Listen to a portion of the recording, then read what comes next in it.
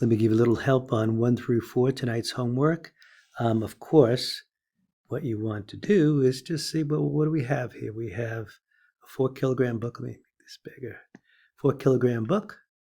It's important. Pressed horizontally against the wall has friction by a force. If the textbook accelerates downward at 2 meters per second squared, what's the coefficient of friction? That's that roughness number. Oh, it says the coefficient of friction, no, not what's the coefficient, is 0.4. What is the size of the applied force on the book? So someone's going to do this, and that's F. Now, she's pressing the book against the wall, and what do we know? The book's force on the wall equals the wall's force on the books. So you have to do this. Sum of the forces in the not y direction equals 0, but x direction. To find the normal force, to find out the wall's force in the book, well, isn't that just going to equal the applied force? You might think, well, that doesn't give me anything, but that's where you start. The force you apply on the book will be the book's force on the wall, and therefore the wall's force in the books. What else do we have here? We've got some, so now let's do a free body diagram on the book. Let's do it over here. What's going on here? Let's see. Well, we've got the weight of the book. That'd be 40 newtons. See? 40 newtons. And what else? Well, there's another force on the book, and that's the friction. It's probably, if it's going to accelerate downward, it's going to be a smaller force. I don't know what it is, so just call it F. I have no idea what to do now. I'm just going to lay things out, and that's why it's going to accelerate downwards. The weight force is going to be greater than the friction. I know that because it's accelerating downward. So down its path. All right, what the heck else do I do? Well, what is friction? Well, friction equals mu times normal. The friction equals mu, it's 0.4. Still don't know what I'm doing, but just writing down times the normal. Oh, I know what the normal is, F. What I'm actually trying to find, the applied force. Still don't know, it's a lot of variables. This is not feeling good, but okay. What do I do next? Sum of the forces in the y direction equal ma. I think I'm going to stop right here. That's the setup. And so what you should then do is, what are the sum of the forces? What are the positive forces in our case? The force at x downward. And what are the negative forces? Well, you know if what's acting upward, and you know what's acting downward, and just set an equation that equals m, which is, of course, we're told 4 kilograms. And the a is actually given, isn't it? You see, is that right? Yeah, 2 meters. That's nice. That's 2.0 meters per second squared.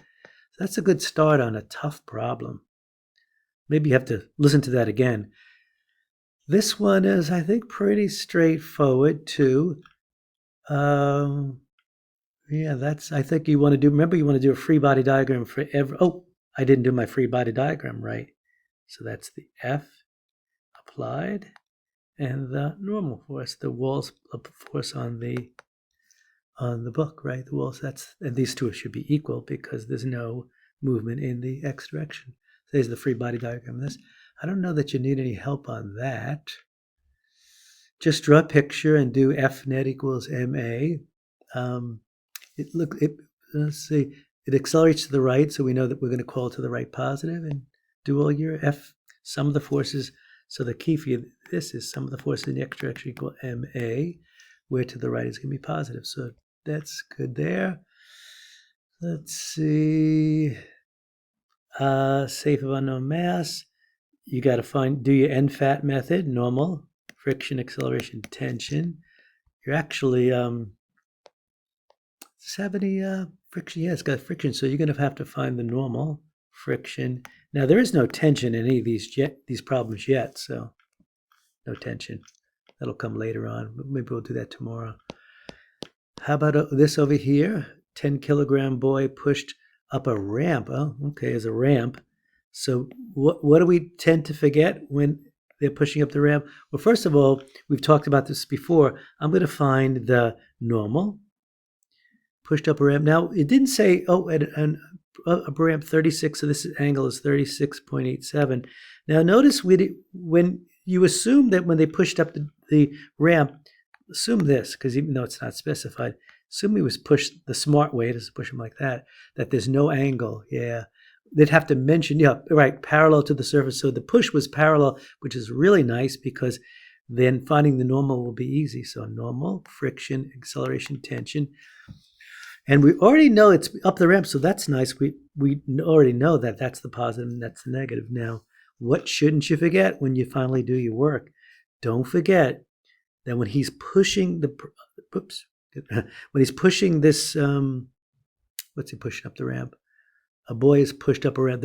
But whoever's pushing this boy up the ramp, he's contending with two forces that are coming against him.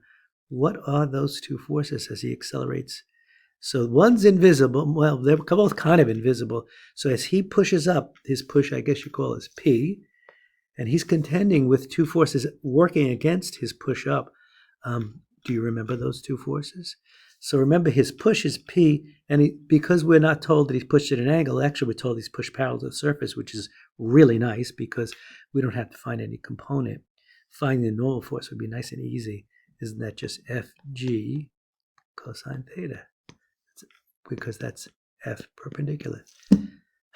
That's all you have to do tonight, and that's your little 6-minute help for that homework.